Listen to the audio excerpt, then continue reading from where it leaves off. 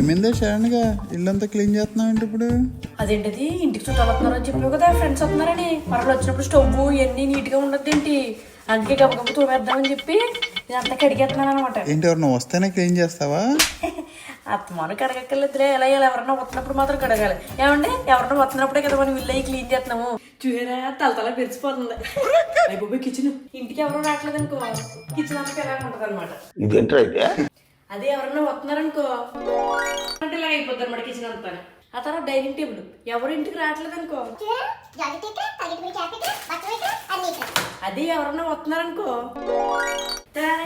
చూసారా ఎవరన్నా వస్తున్నారా డైనింగ్ టేబుల్ కూడా నీట్ గా అయిపోద్ది అనమాట. అమ్మయ్య అన్ని నీట్ గా సర్దేహాను. ఇంకా వచ్చారా మా డోర్ తీయి. ఎలా ఉన్నారు? సడన్ గా వచ్చేసారంట. చూద్దామని వచ్చాం. ఇది చాలా నీట్ గా ఉంది కీర్తి. చిలక నవ్వు మీరు వస్తున్నట్టు చెప్పలేదు, లేకపోతే ఇల్లంతా మంచి నీట్ గా పెడుతున్నాడు బాబు. ఇంకా అసలు ఏమీ సర్దేలేదు, ఎక్కడదక్కడే వదిలేసాను. ఓయమ్మా చాలా చిన్న సెకల్లో ఎవరా నీలో. ఇంకంతేనండి మా ఇల్లు ఎప్పుడు ఇలాగే ఉంటది. మీరు సడన్ గా వచ్చేసారు, కొంచెం చెప్పొస్తే బాగున్నాం. సరే రండి రండి లోపల రండి. అమ్మయ్య నమ్మేసినట్టున్నారు. మనం ఎవరన్నా వస్తేనే ఇల్లు క్లీన్ చేస్తాము, లేకపోతే అయ్య బాబాయ్ మన వల్ల కాదు. కనాల ముందు మాత్రం అన్ని సర్దేసి అబ్బే ఏమి సర్దేదండి అని చెప్తే అది ఆనందం. రండి రండి రండి.